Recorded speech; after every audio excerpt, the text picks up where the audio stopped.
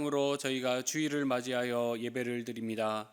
전능하신 아버지를 경외하며 실로 온전한 예배를 드리도록 인도하여 주시옵소서. 예수 그리스도의 이름으로 기원하옵나이다. 아멘. 사도신경을 고백하겠습니다.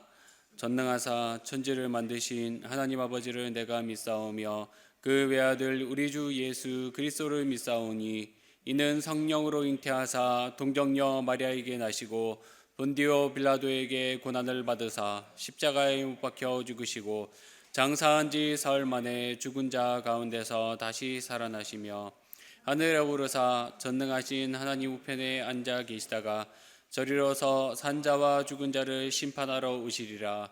성령을 믿사오며 거룩한 공예와 성도가 서로 교통하는 것과 죄를 사하여 주시는 것과 몸이 다시 사는 것과 영원히 사는 것을 믿사옵나이다. 아멘. 교동문 96번입니다.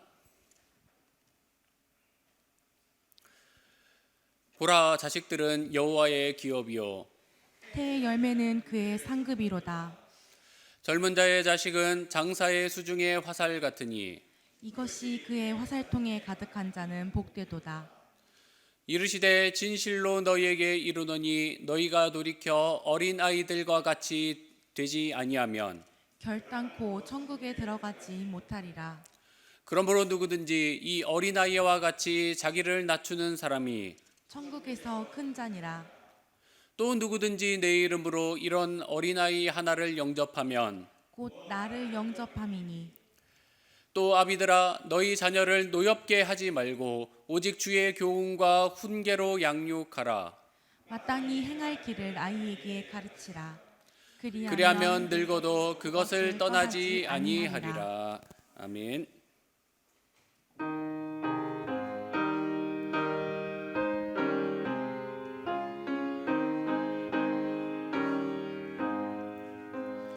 만일 내게 있으면 그 입 닫아지고 내 구주 주시는 종을 늘 찬송하겠네. 내 은혜로우신 하나님 날 도와주시 영광 널리 펴다 알게 하소서. 내 주의 귀한 이름이 날 위로하시고 이의 음악 같으니 참 희락되도다. 내 죄의 원색 깨뜨려 그 결박 푸시고 이 추한 마음을 비로소 고정케 하셨네.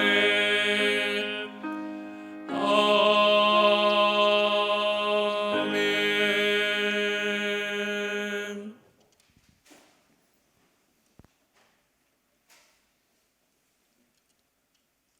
할렐루야. 사랑하는 하나님 아버지, 변하지 않는 사랑과 긍휼로 이 지구에 있는 모든 생물들에게 생명을 주시고 돌보시는 하나님을 찬양합니다. 이 예배 시간에 주님의 선명하신 뜻이 드러나며 은혜가 충만한 시간이 되기를 원합니다. 다른 기대와 소망은 접어두고 온전히 하나님의 나라와 그 뜻을 깨달아 알고자 하오니 성령 하나님께서 우리 가운데 비추어 주시옵소서. 주님, 저희는 연약하여 시험을 받을 때나 유혹을 받을 때 그것을 충분히 이기지 못할 때가 많았습니다. 주님을 믿는다고 하면서도 죄된 본성을 이기지 못하였던 저희의 부끄러운 모습을 용서하여 주시옵소서. 이미 죄의 권세를 깨뜨리신 주님의 능력에 힘입어 세상 가운데서 승리하는 인생 되도록 붙들어 주시옵소서. 오늘 어린이 주일을 맞이하여 어린이와 같이 순전하며 단순한 믿음의 소유자가 되기를 구합니다. 세상에서 받는 사상이나 고정관념에 사로잡히지 않고 온전히 말씀대로 살아가는 인생 되게 하여 주시옵소서. 교회를 위하여 기도합니다. 주님이 부르심에 합당한 교회가 되도록 모든 성도들이 말씀대로 행하고 늘 깨어 다시 오실 주님의 길을 예비하는 동경교회가 되게 하여 주시옵소서. 모든 교역자와 직분자 성도들이 한 마음으로 성령께서 하나 되게 하신 것을 지켜나가게 하여 주시옵소서. 또한 동경교회에 속한 모든 어린이들이 예수 그리스도의 사랑을 누리고 하나님의 형상으로 빚어져 가게 하여 주시옵소서. 지금은 교회가 어려운 가운데 있고 또한 코로나의 시국으로 인해서 함께 모여 예배를 드리지 못하고 있는 가운데 있습니다. 성도들의 마음과 생각을 주님께서 지켜주시고 담대한 가운데 하나님께서 주시는 은혜를 충분히 받아 누리는 성도 되도록 이끌어 주시옵소서. 이 시간 드려지는 예배를 주님께 의탁합니다. 홀로 주님만이 영광을 받아 주시옵소서. 강단에 선 부족한 종의 입술에 주님의 말씀을 주셔서 저희가 분명히 행할 길을 알게 하여 주시옵소서. 예배를 섬기는 모든 손길들을 축복하여 주시옵소서. 예수 그리스도의 이름으로 기도드립니다. 아멘.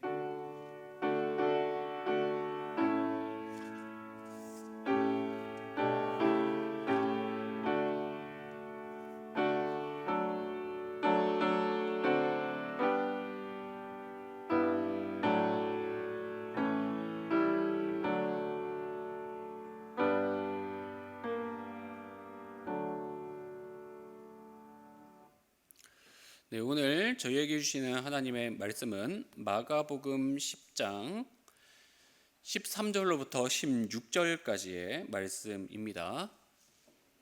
마가복음 10장 13절로부터 16절까지의 말씀 교독하겠습니다. 사람들이 예수께서 만져주심을 바라고 어린 아이들을 데리고 오매 제자들이 꾸짖거늘 예수께서 보시고 노하시어 이르시되 어린아이들이 내게 오는 것을 용납하고 금하지 말라. 하나님의 나라가 이런 자의 것이니라. 내가 진실로 너희에게 이르노니 누구든지 하나님의 나라를 어린 아이와 같이 받들지 않는 자는 결단코 그것에 들어가지 못하리라 하시고 그 어린아이들을 안고 그들 위에 안수하시고 축복하시니라. 아멘. 자, 우리 근처에 계신 분들과 같이 인사 나누겠습니다. 주님이 오늘도 함께 하십니다.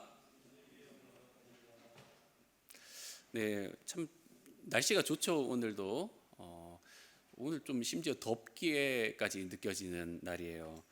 이런 날씨를 보면서 그 밖에 나가지 못하는 상황이 참 안타깝고 아쉽기만 합니다. 특히 지금 이제 골든 위크에 들어갔는데 이런 골든 위크는 처음인 것 같아요. 그렇죠? 그리고 지금 코로나 사태로 인해서 경제적으로나 심적으로 어려움을 겪고 계신 분들이 계신데 그럼에도 불구하고 예배를 드리러 앉으신 여러분께 감사를 드립니다. 오늘 주님의 은혜가 마음이 가난한 여러분들의 것임을 저도 믿고 또 여러분을 축복합니다. 자, 5월 첫째 주일은 어린이 주일로 항상 저희가 지키죠. 오늘 예배당에 어린이가 없어요. 그렇죠? 참 아쉽습니다. 우리가 주일학교에 오늘 만약에 왔으면 아이들이 선물도 받고 또 맛있는 간식도 먹고 할 텐데 그 아이들이 너무 아쉬울 것 같아요. 그래서 그 아이를 키우고 계신 부모님들은 오늘은 아이들이 평소에 좋아하는 그 간식을 꼭 선물을 해주시면 좋지 않을까라는 생각이 듭니다. 오늘 본문 말씀은 어린이 주일에 많이 인용이 되는 말씀이죠. 예수님은 그 어린이들을 정말 사랑하셨습니다. 그 어린이들을 좀 생각을 해보면 이제 그 특성 중에 하나가 그 사람을 이제 좀 본능적으로 가린다고 해야 될까요? 한눈에 보고 이 사람에게 가면은 나에게 나를 안아주거나 나를 잘 해주겠지라는 것을 이렇게 본능적으로 알아차립니다. 대체로 아이들이 어떤 사람에게 잘 다가가느냐라고 생각을 해보면 잘 웃어주는 사람, 또 이렇게 좀 따뜻한 사람, 그런 제스처가 좀 열려 있고 또 아이들에게 장난을 같이 쳐줄 수 있는 그런 이제 눈높이를 낮춰주는 사람에게 잘 가는 것 같아요. 그런데 예수님이 바로 그런 사람이었다라는 거죠. 성경을 보면은 그 예수님이 웃으셨다라는 기록이 없습니다. 다만 이제 예수님이 우셨다라는 기록이 3번이 나오는데, 언제냐면 나사로가 죽었을 때 예수님이 그 이제 나사로의 무덤에 가셨을 때 그 주변에 있는 마리아나 그 마르다나 또 유대인들 우는 것을 보시고 눈물을 흘리셨다라는 기록이 있고요. 또 예루살렘에 입성을 하실 때 그 성을 바라보시면서 이 성이 나중에 이제 철저히 멸망당하겠구나라는 미래를 이제 아시고 예수님께서 눈물을 흘리셨습니다. 그리고 마지막으로는 이제 겟세마네 기도하실 때, 복음서에는 이게 안 나오는데 히브리서에 보면은 심한 통곡과 눈물로 기도하셨다라는 기록이 나와 있습니다. 이렇게 3번을 우셨다라고 나와 있는데, 그럼 왜 성경에는 예수님이 웃으셨다라는 기록이 안 나올까요? 그 이유는 예수님이 항상 웃으셨기 때문에 그렇다라고 추측할 수 있습니다. 여러분, 예수님의 별명 중에 하나가 어떤 것이 있습니까? 세리와 죄인들의 친구라는 별명을 이제 바리새인들이 붙여줬단 말이죠. 바리새인들이 보기에는 예수님이 그 맨날 죄인들하고 밥을 같이 먹으면서 파티하는 사람처럼 보였어요. 그래서 맨날 포도주를 그들과 먹으면서 즐기는 자다 이렇게 말하면서 죄인들의 친구다 이렇게 이야기하죠. 근데 여러분 한번 생각해 보십시오. 항상 근심이 가득하고 또 인상 팍팍 쓰고 있는 사람이 어떻게 파티하는 사람처럼 보이겠습니까? 예수님이 너그럽게 그 사람들을 용납하고 웃으면서 그들과 농담도 하시면서 그들을 이렇게 안아주시고 이렇게 접촉을 하셨기 때문에 그 예수님과 그들과의 관계가 아주 이렇게 밀접하게 될 수 있었던 거죠. 세리라든가 또 죄인이라 취급받는 사람들조차도 주님께 가까이 가고, 아이들도 그런 거죠. 예수님이 항상 그 제자들과 즐겁게 이렇게 기쁘게 사시는 모습을 보면서 아이들도 꺼리낌 없이 예수님께 다가올 수 있었다라는 것이죠. 그런데 오늘 본문을 보면은 예수님이 어떤 의미에서는 굉장히 단호한 모습을 보여주십니다. 우리 15절 말씀을 한번 읽어볼까요? 15절. 자, 읽어보겠습니다. 시작. 내가 진실로 너희에게 이르노니 누구든지 하나님의 나라를 어린아이와 같이 받들지 않는 자는 결단코 그곳에 들어가지 못하리라 하시고, 자, 뭐라고 합니까? 어린아이와 같지 않다면 하나님의 나라에 결단코 들어가지 못하리라, 아주 단호하게 말씀하시죠. 이 말씀이 사실은 그 어린이 주일의 단골로 등장하는 말씀이기는 합니다만, 사실 이 말씀을 하실 때에는 포커스가 어디에 있느냐라고 하면 어린 아이가 아니라 하나님 나라의 포커스가 있다는 걸 알아야 돼요. 본문의 포커스는 하나님 나라에 있습니다. 우리가 성경의 구조를 좀 살펴봤으면 좋겠어요. 시야를 조금 넓히셔서 이제 마가복음 10장을 좀 처음부터 좀 살펴보면은 공간복음의 똑같이 순서대로 이 사건들이 3가지의 가르침이 연속되어서 나오는 걸 우리가 확인을 할 수 있습니다. 첫 번째 사건은 뭐냐면 누가복음 10장 처음 사건은 이혼에 관해서 이야기를 하시죠. 바리새인들이 이혼을 어떻게 해야 됩니까? 라는 것에 대해서 가르치고, 두 번째가 이제 오늘 본문인 어린이에 대해서 어떻게 해야 되느냐, 그리고 그 다음 사건이 뭐냐면 부자 청년이 와서 영생을 어떻게 얻습니까? 이렇게 질문을 하면서 나누어지는 대화가 공간복음에서 순서대로 다 나와요. 마태, 마가, 누가 다 나온단 말이죠. 언뜻 보면은 이 3가지 사건은 별로 연관성이 없어 보이죠. 그래서 그냥 문득 그냥 이런 일이 있었네 하고 지나칠 수 있지만, 사실은 이 3가지 사건은 중요한 공통점이 있습니다. 첫 번째는 뭐냐면 일상의 문제를 다루고 있다는 것이죠. 이 첫 번째 결혼 관계 문제에 대해서 이야기를 하고 있고, 또 어린이를 어떻게 대하느냐의 문제, 그리고 부자 청년에게는 물질을 사용하는 문제를 가지고 예수님이 말씀을 하셨단 말이죠. 그리고 말씀을 전하는 대상이 나름 성경을 잘 지킨다라고 하는 사람들을 대상으로 말씀을 주셨어요. 첫 번째 사건에서는 바리새인, 두 번째는 제자들에 대해서, 그리고 마지막에는 그 한 번도 자신은 율법을 어긴 적이 없다라고 말하는 이 부자 청년에게 말씀을 주셨단 말이죠. 그래서 신앙생활 나름 굉장히 착실하게 잘하고 있다라고 생각되는 사람에게 예수님이 말씀을 주셨는데, 마지막 공통점은 뭐냐면 이 열심히 신앙생활 하는 사람들에게 뭐라고 공통적으로 이야기하냐면 너네들이 하나님 나라에 합당하지 않다라고 이야기를 하시는 거예요. 좀 충격적인 거죠. 신앙생활 나름 잘 한다는 사람들에게 너희들은 합당하지 않다, 너희들은 들어올 자격이 없다라고 하시는 거죠.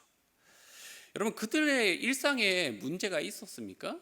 물론 있었죠.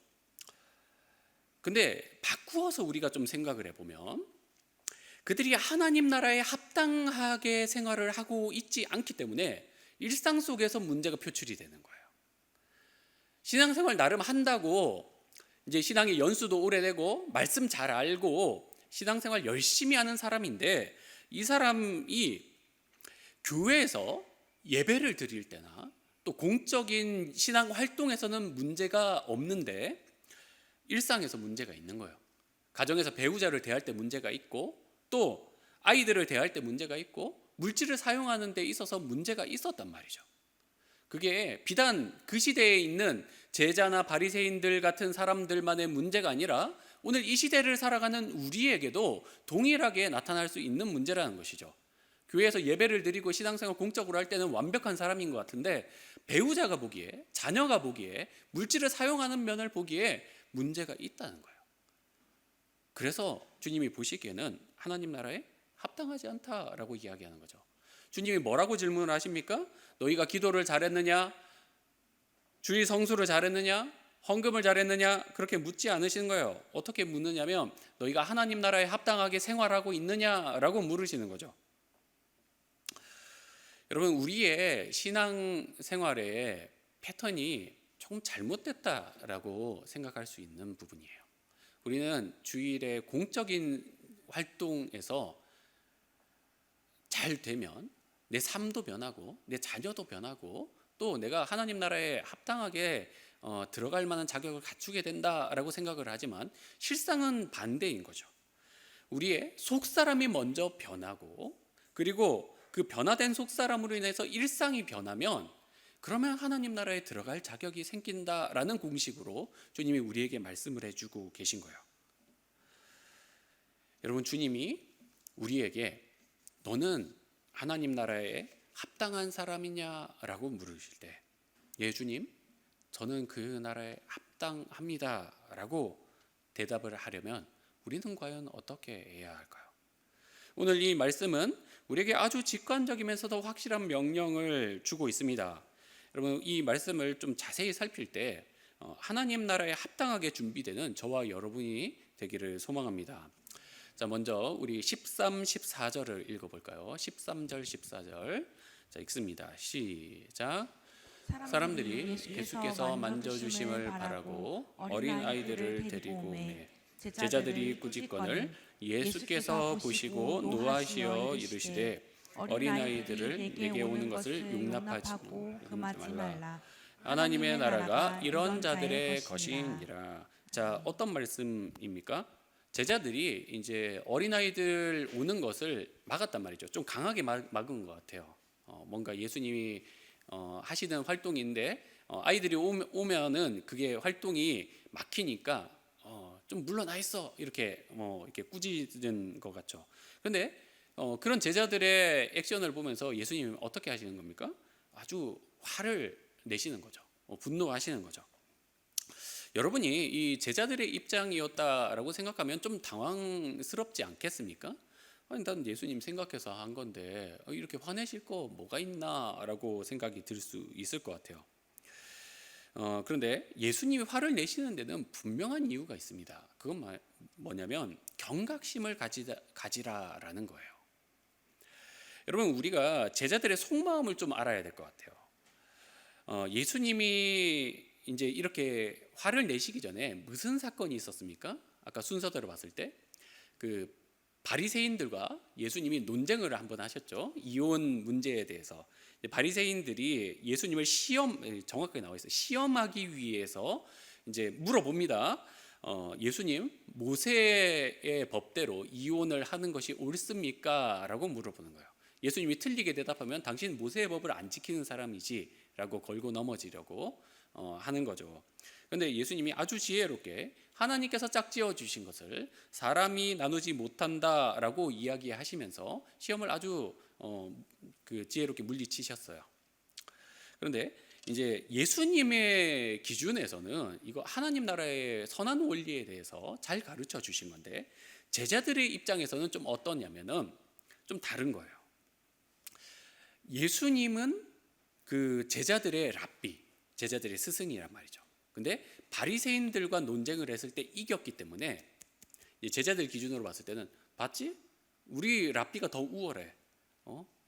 우리 스승이 훨씬 더 너네 그 바리새인들보다 우월해. 거기에 딸려서 어떻다는 겁니까? 제자인 나도 우월해. 이렇게 이제 생각이 드는 거죠. 실제로 그렇습니다. 유대 사회 속에서 우월한 랍비의 제자들은 그만큼 대우를 받았단 말이죠. 그러다 보니까 제자들의 마음속에 뭐가 생기는 겁니까? 교만한 마음이 생기는 거예요. 스승이 어디를 가든지 귀신도 쫓아내고 병도 고치고 또 내노라 하는 서기관과 랍비들이 도전을 해오는데 그 모든 시험들을 다 이겨내니까 자기들도 똑같은 이제 급에 있다라고 생각이 드니까 교만한 마음이 생기는 거예요. 그러니 눈에 뭐가 보이는 겁니까? 오늘도 봐봐. 오늘도 이렇게 많은 사람들이 예수님 따르잖아. 오늘 봐봐라. 10,000명 넘었지. 이렇게 규모가 보이고 또 높은 자리가 보이는 거예요. 이제 그러면은 누가 수제자냐? 이런 것들만 눈에 보이는 거죠. 그러니 이제 연약한 자, 불쌍한 자 눈에 안 보입니다. 눈에 들어오겠습니까? 성에 안 차는 거죠. 어린아이들을 좀 생각을 해보면, 과거의 어린아이들은 그 하나의 독립된 그 인격체로 인정을 잘 못 받았죠. 그래서 이제 아이들은 부모의 소유물에 가깝습니다.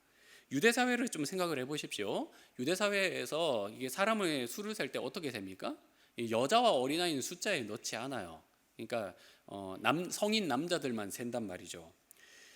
그게 사실은 비단 유대 사회만이 아니라 현대 사회로 오기 전까지의 그 지구상의 모든 사회들이 거의 다 그랬습니다.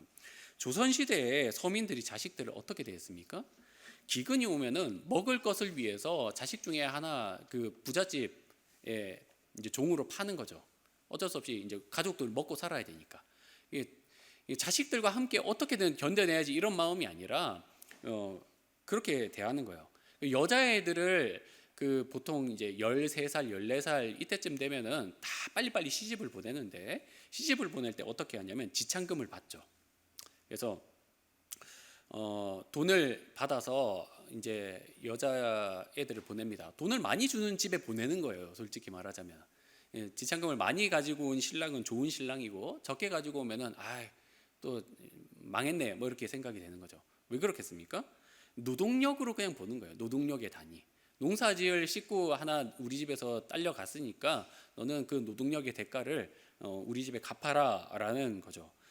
그렇다 보니까 그 아이들에 대해서 귀히 여기는 마음, 또 이 아이들을 교육 잘 시키고 잘 키워내야 되겠다 이런 마음 없었던 거죠. 아이들은 그저 어른목보다는 못한 그냥 무가치한 존재에 가까운 그런 대우를 받았다라는 거죠. 그러나 어린아이를 용납하라라고 말씀하시는 예수님의 말씀은 무엇을 의미하는 것입니까? 하나님의 나라가 바로 이 어린아이와 같이 무가치한 자들을 향해서 열려 있다라는 뜻인 거예요. 무지하고 이 제자들이나 그 바리새인들처럼 율법을 알지도 못하고 또 그것을 지킬 능력도 안 되는 사람이지만, 하나님의 나라, 주님이 그런 자들을 기다리고 계시다라는 의미를 담고 있는 거죠. 예수님이 그 세리인 마태를 부르시고 그의 이제 세리 동료들과 식사를 나누실 때 바리새인들이 비웃습니다. 뭐라고 그때 이제 비웃으면서 저 사람 봐라. 저렇게 급이 낮은 사람들과 어울리는 저 사람 봐라라고 하면서 이제 깔아뭉개려고 하지만 예수님이 뭐라고 하시는 거예요? 나는 의인을 부르러 온 것이 아니라 죄인을 부르러 왔노라 말씀하시죠. 여러분, 하나님 나라의 성격이 어떻다라는 것입니까? 보잘것없고 무가치하고 율법을 온전히 지켜내지 못하는 죄인들을 부르러 왔다는 것이죠. 그들을 불러서 은혜로 구원을 입히려 하신다라는 거예요. 여러분, 왜 제자들이 예수님의 분노를 샀겠습니까? 왜 예수님이 화를 내시는 거예요? 자신들이 은혜로 부름받은 존재라는 것을 망각했기 때문인 거예요. 자신이 12제자 안에 든 것은 뭔가 예수님이 보시기에 내가 열심히 있거나 또 이게 뭔가 특별한 것이 있었기 때문에 그래서 나를 부르신 거 아닌가라는 착각이 있었던 거죠. 그런 생각이 꽉 차서 그래, 그러면 우리 중에 으뜸은 누구냐, 우리 중에 누가 잘났냐라는 생각을 하면서 서로 싸우면서 살았던 것이죠. 그러니 예수님이 정신 차리라고 질책을 하시는 것 아니겠습니까? 사랑하는 여러분, 주님 앞에서 어느 누구나 무가치한 존재입니다. 믿으십니까? 저와 여러분이 무가치한 존재임을 인정하십니까? 우리 속에서부터 사실은 이런 자각이 있어야 되는 거죠. 나는 쓸데없는 존재구나. 주님 앞에 설 때 우리가 왜 밖에 쓰레기를 갖다 버릴 때 제일 피하고 싶은 쓰레기가 뭡니까? 이런 더운 날씨에 남아고미 같은 내가 그런 존재구나라는 자각이 있어야 되는 거예요. 이런 자각이 있어야 은혜를 입을 수 있습니다. 내가 신앙생활 어느 정도 했고 나 그럭저럭 괜찮게 살아온 사람이야 라고 생각을 하는 순간부터 은혜 입은 자라는 자각이 사라지는 것이죠. 여러분, 저는 제가 얼마나 교만한 존재인지를 알고 있습니다. 제가 과거에는 잘 자각을 못했던 문제인데 특별히 작년 6월부터 이 가처분 사태로 인해서 부목사님들이 설교를 맡아서 하고 있죠. 주일 설교를 맡으면서 계속해서 설교를 해나갈 때 어느 순간부터 하나님께서 저에게 이 문제를 다루기 시작을 하셨습니다. 설교를 준비할 때마다 계속해서 그 문제를 제 속에서 다루시는데 참 괴로운 거예요. 설교를 준비하는 게 너무 괴로운 거예요. 말씀대로 잘 살지는 못하는데 이 설교는 번지르르하게 하는 제 자신을 보게 하시는데 참 그게 힘든 거죠. 다른 사람들은 심지어 저희 아내조차도 알지 못하는 제 황폐한 마음을 하나님께서 보여주시는 겁니다. 그래서 매주 제가 설교를 준비를 하다 보면은 은혜를 끼치려고 하는 마음과 동시에 또 사람에게 인정받고 싶어하는 마음이 뒤엉켜서 싸우기 시작을 하는데 매번 저의 과제는 설교를 어떻게 전하느냐의 문제도 있겠지만 이 교만한 마음을 누르는 것이 과제인 것이죠. 이 괴로운 싸움이 사실 언제 끝날지 잘 모르겠습니다. 그러나 제가 은혜라고 생각하는 부분은 이것을 저에게 알게 하시는 것이 정말 하나님께서 주신 크신 은혜다라는 것을 느끼고 있습니다. 여러분, 우리는 은혜를 아는 자가 되어야 됩니다. 예수님께서 십자가를 지고 죽으심으로 우리같이 무가치한 사람들을 부르신 거예요. 결코 나의 재능이라든가 잘남이라든가 열심, 공로 같은 것이 있어서 택함을 받은 것이 아닙니다. 진실로 자기 안에 있는 교만함을 떨쳐내고 은혜에 감사할 수 있는 저와 여러분이 되기를 소망합니다. 자, 우리가 또 15절, 16절 말씀을 읽어보겠습니다. 15, 16절입니다.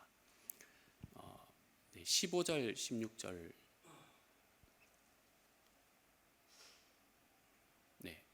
자, 15, 16 읽습니다. 시작. 내가 진실로 너희에게 이르노니 누구든지 하나님의 나라를 어린 아이와 같이 받들지 않는 자는 결코 그곳에 들어가지 못하리라 하시고 그 어린아이들을 안고 그들 위에 안수하시고 축복하시니라. 자, 여기에 15절에 보시면 어떤 말씀이 나옵니까? 어린아이와 같이 하나님의 나라를 받들어야 한다라고 하는데, 사실 이게 번역이 조금 이상해요. 받든다라는 것보다 그 다른 성경들을 보면은 받아들인다라는 번역, 그 일본어 성경에도 그렇게 돼 있죠. 받아들인다라는 거예요. 어린아이들의 특징이 뭡니까, 여러분? 순수하다는 거예요. 부모가 무엇을 가르치면 그걸 있는 그대로 흡수하는 능력이죠. 나이가 어릴수록 그렇습니다. 그 계몽 운동가이자 청교도인 존 로크가 이런 말을 했습니다. 어린아이의 마음은 백지와 같아서 무엇을 그리든 그대로 그려진다, 이런 이야기를 했죠. 제가 이제 아이를 키워 보니까 그 말이 맞는 것 같아요. 아이가 제가 무언가 하는 거를 그대로 따라하는 모습을 자주 봅니다. 별로 이렇게 따라할 만한 행동도 아닌데 막 이렇게 그냥 따라하는데, 어떨 때 보면은 내가 저렇게 행동을 했나라고 이렇게 놀랄 때도 있죠.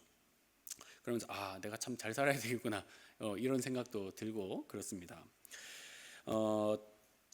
그리고 어린아이의 또 다른 특징 한 가지 중요한 것을 꼽자면, 그 자신의 삶을 부모에게 전적으로 의존한다는 데 있습니다. 탈무드의 격언 중에 유명한 이런 말이 있죠. 신은 모든 곳에 있을 수 없기 때문에 어머니를 만들었다라는 말이 있습니다. 물론 이 말은 틀린 거죠. 하나님은 어디에든 계시니까. 그런데 여기에서 이제 한 가지 알 수 있는 것은, 아이에게 부모는 신적인 영향력을 가진 존재다라는 것이죠. 제가 아이를 보면서 이런 생각이 들었습니다. 부모가 없으면 얘가 진짜 죽겠구나라는 생각이 드는 게 뭐냐면, 옷을 입을 줄도 모르는 거죠. 지퍼를 잠글 줄도 모르고 옷을 벗을 줄도 모르고, 심지어 자기 힘으로 수도꼭지조차 열 힘이 없는데 혼자의 힘으로 살 수 없으니까 부모를 정말 전적으로 의존한다는 것이죠. 종종 이제 제가 아기에게 이제 분유를 먹이다가 이제 눈을 어쩔 수 없이 이제 좀 마주치다 보면 좀 부담스럽습니다. 저를 정말 무한 신뢰하는 눈빛이 있는 거죠. 또 다음에도 맛있는 거 줄 거지, 이런 느낌으로 하고, 또 그 아이가 정말 저를 만능인 줄 알아요. 그래서 계속해서 저보고 안아달라고 하는데, 아빠도 힘이 이렇게 딸리잖아요. 이렇게 몇십 분씩 안아주다 보면 저도 이제 팔에 한계가 오는데, 근데 아이는 저를 정말 슈퍼맨인 줄 알고 계속해서 이제 저를 이제 기대하는 거죠. 부모도 사실 한계가 있지 않습니까? 부모도 한계가 있죠. 특히 지금 이제 요즘 코로나 시국이기 때문에 그 아이를 지금 집에서 보육을 하고 계신 부모님들은 너무 잘 아실 것 같아요. 이제 보육원도 못 보내고 유치원도 못 보내고 학교도 못 보내니까 이제 집안에서 이제 갈등이 폭발하기 일보 직전이라는 이야기를 제가 듣는데, NHK에서 그 9시 뉴스에서 이런 이제 방송도 하더라고요. 그 제목이 마마 야메타이라고 나와 있는데, 정말 엄마가 애 둘을 키우는데 이제 애들이 너무 건강한 거예요. 그래서 엄마가 도저히 감당이 안 된다, 어쩌면 좋겠냐, 이런 이야기를 하는데, 정말 그렇죠.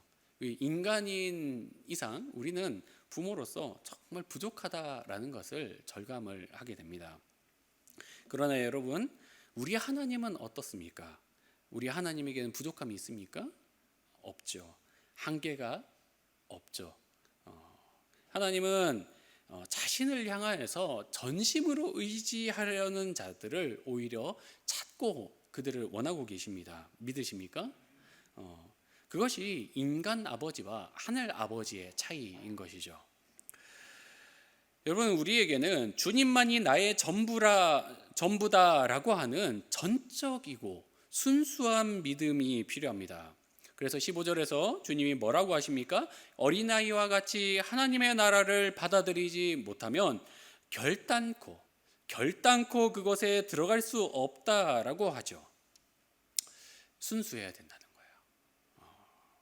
근데 제가 이제 설교를 준비하다가 이제 좀 묵상을 하는데 좀 고민이 됐습니다. 그게 뭐냐면, 어른이 되면 확실히 좀 순수함이 떨어지죠. 그러니까 어린아이의 특징은 타고난 순수함이 있는 건데, 근데 나이를 먹어갈수록 순수함은 반드시 쇠퇴하기 마련입니다. 물론 예외적으로 그 나이가 드셔도 순수함을 유지하고 계신 분들이 이렇게 얼마 정도 계십니다. 그런 분들은 정말 무슨 말씀을 해도 아멘으로 받아들일 준비가 있는 분들이 있죠. 그러나 대부분의 사람들은 세월이 지나고 나이가 먹으면 변하기 마련입니다. 뜨겁게 타오르던 사랑의 감정도 식고, 또 세상을 보는 눈도 과거와 다르게 낙관적이지만은 않게 되는 것이죠. 또 어떤 사람들은 정말 그 타고난 그 눈치, 또 계산 능력이 있는 거죠. 남이 상대방의 말을 들으면 일단 의도부터 따지고 보고, 논리도 따져보고, 또 의심할 여지가 있는지부터 이게 그 생각을 한단 말이죠. 그게 나쁜 사람인 게 아니라 타고난 기질이 그런 사람들도 있어요. 근데 그런 사람들에게 순수하게 믿으십시오. 전적으로 주님 의지하십시오. 그렇지 못하면 천국 못 갑니다 라고 말하면 좀 이 말씀이 너무 어렵게 느껴지지 않을까라는 생각이 제 마음속에 들었습니다. 그 고민을 가지고 이게 참 이 말씀을 어떻게 전해야 되나라고 고민이 드는데, 그 마가복음 10장을 계속 읽어 나가다 보니까 정말 주님이 무슨 정답이라도 주시는 듯이 한 가지 사건을 보여주시는 거예요. 자, 우리가 10장 46절에서 48절까지 읽어보겠습니다. 46절에서 48절까지 시작. 그들이 여리고에 이르렀더니 예수께서 제자들과 허다한 무리와 함께 여리고에 나가실새 디메오의 아들인 뱅인 거지 바디메오가 길가에 앉았다가 예수시란 말을 듣고 소리질러 이르되 다윗의 자손 예수여 나를 불쌍히 여기소서 하거늘 많은 사람이 꾸짖어 잠잠하라 하되 그가 더욱 크게 소리질러 이르되 다윗의 자손이여 나를 불쌍히 여기소서 하는지라. 자, 여기에 누가 등장을 합니까? 맹인거지 바디메오. 사실 이 사람은 이름이 없는 사람입니다. 바디메오란 말은 디메오의 아들이란 뜻이기 때문에 이 사람은 그냥 디메오의 아들이란 이름으로 평생을 살아가는 아주 천한 사람이에요. 길거리에 앉아서 동냥을 하다가 예수님이 지나간다는 소리가 그의 귀에 들린 거예요. 그러니까 어떻게 합니까? 도와주세요, 도와주세요 말하는 거예요. 불쌍히 여겨주셔서, 불쌍히 여겨주셔서 도와주세요, 도와주세요 아닙니까? 소리가 너무 크니까 사람들이 야 시끄럽다 좀 조용히 해라 라고 말해도 굴복하지 않고 더 크게 다윗의 자손 예수님 도와주세요, 도와주세요 소리를 질러요. 그래서 예수님이 그를 부릅니다. 그래, 네가 원하는 것이 뭐냐? 라고 물으시니까 뭐라고 합니까? 눈을 고쳐주십시오. 그러자 예수님이 눈만 고쳐주시는 것이 아니라 그에게 구원의 은혜까지 동시에 베풀어 주시는 거죠. 그리고 그가 예수님의 뒤를 따르게 됩니다. 우리가 여기서 무엇을 볼 수 있습니까? 여러분, 여기에서 우리가 발견할 수 있는 원리가 뭐예요? 한번 따라 하시겠습니다. 순수함이 없으면 치열함을 가지십시오. 치열함을 가지십시오. 여러분, 여기서 바디메오가 순수한 사람입니까? 순수하지 않죠. 자기 목적이 있었습니다. 예수님 도와주세요, 도와주세요 라고 말하는 거 다 자기 바라는 게 있어서 그런 거예요. 계산을 한 거예요. 내가 욕을 먹고 괄시를 받더라도 내가 한번 고침받으면은 그게 오히려 이득 아니냐라는 거죠.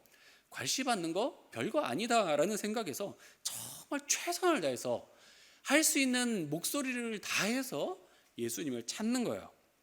그런 그 바디메오에게 무슨 하나님의 나라, 자기의 사명 이런 거 안중에 있습니까? 없는 거예요.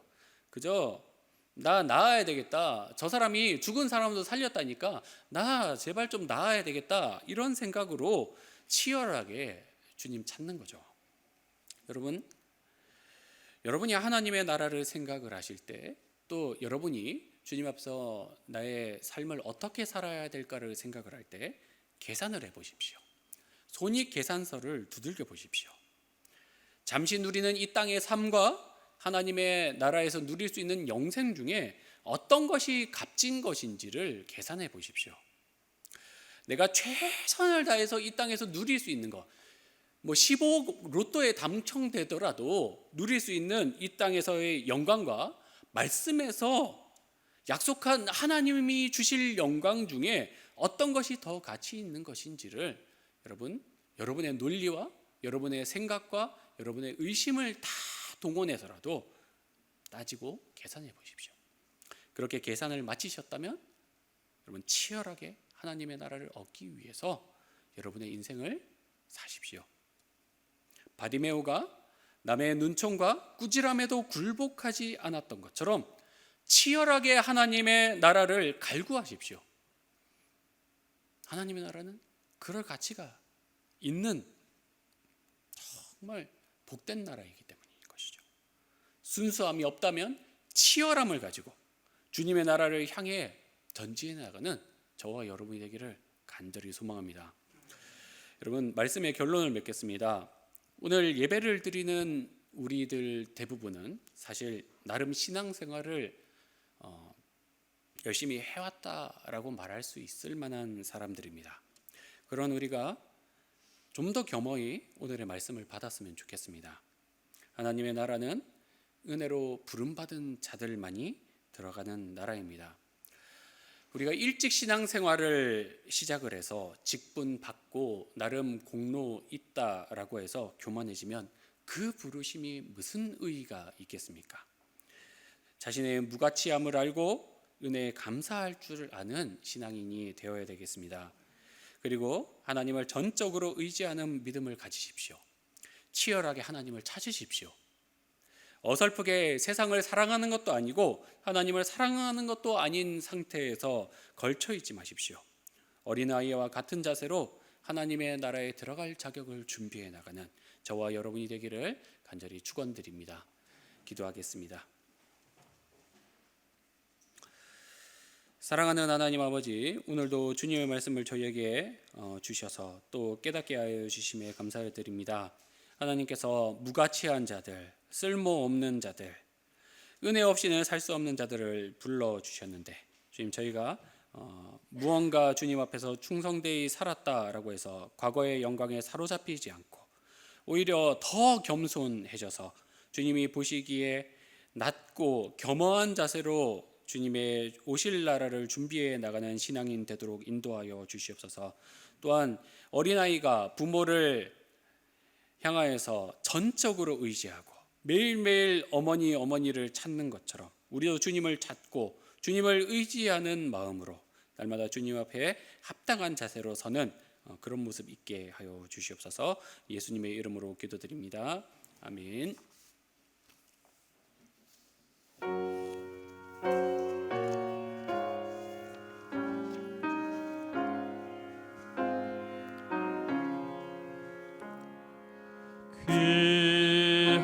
귀하신 주여 날 붙드사 주께로 날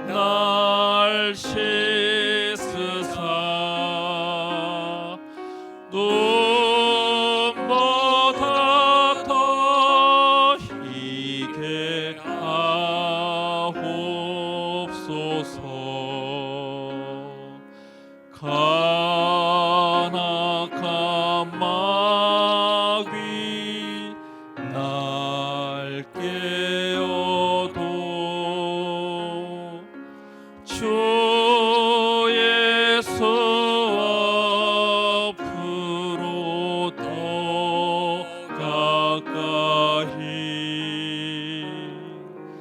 이 세상 속한 그 허영심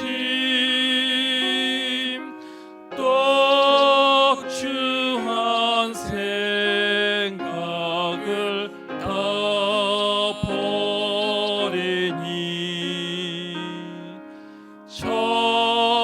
정결한 마음 내게 늘 주소서.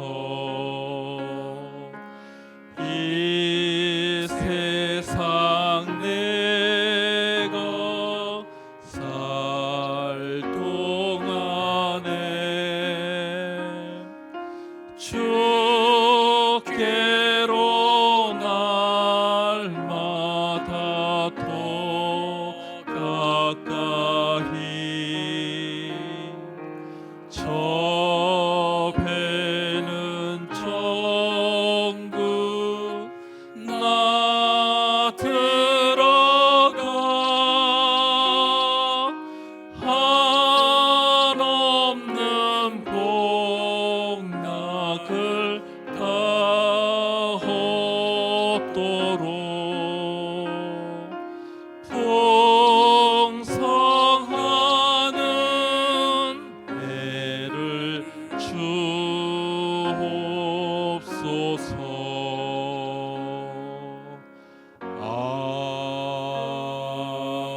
아멘. 네, 저희가 헌금을 미리 냈습니다. 저희가 헌금을 위해서 같이 기도하겠습니다. 사랑하는 하나님 아버지, 하나님께서 저희에게 또 예배할 뿐만 아니라 준비한 예물을 힘을 다해서 드릴 수 있게 하심에 감사를 드립니다. 드려진 예물조차도 하나님께서 저희에게 공급해 주셨기에 저희가 드릴 수 있습니다. 저희의 생애를 책임져 주시고 또 이끌어 주신 주님께 감사를 드립니다. 드려지는 예물이 하나님께서 기뻐하시고 또 하나님이 뜻하시고 원하시는 곳에 사용되게 하여 주시옵소서.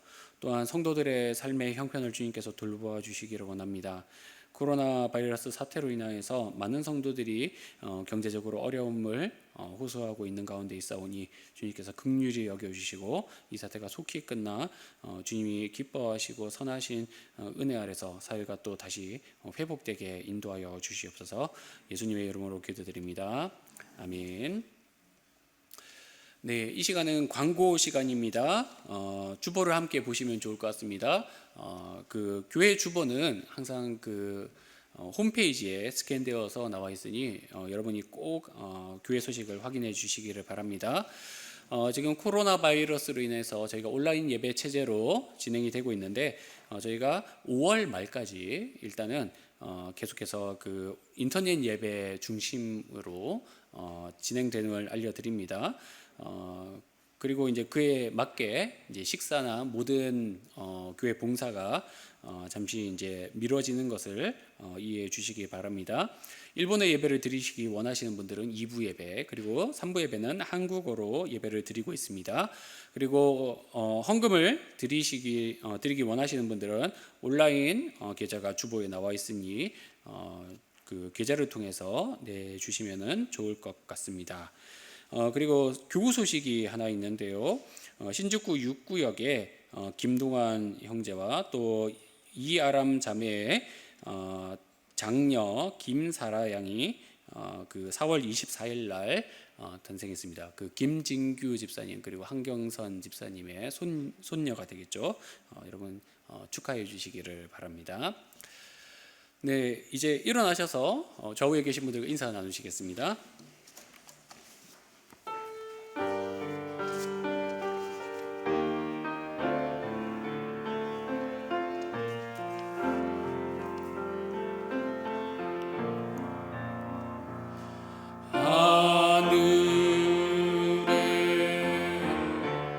계신 아버지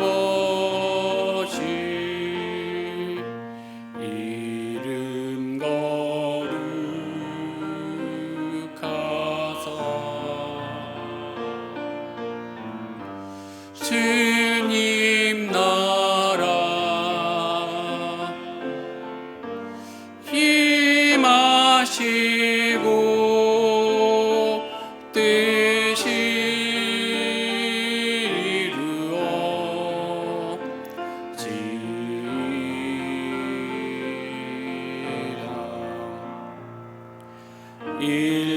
일용할 양식 주시고 우리들의 큰 죄 다 용서하옵시고 또 시험에 들게 하시고 악에서 구원하소서. 주의 나라 주의 권세 주의 영광 영원히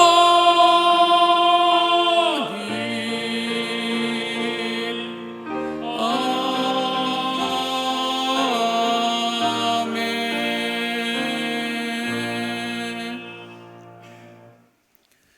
이제는 우리 주 예수 그리스도의 은혜와 하나님 아버지의 크신 사랑과 성령님의 교통하심이 어린아이와 같이 겸손하게 또 감사함을 가지고 주님을 순수하게 바라보기를 원하는 주의 성도들과 동경교회 위에 이제로부터 영원토록 함께 있을지어다. 아멘.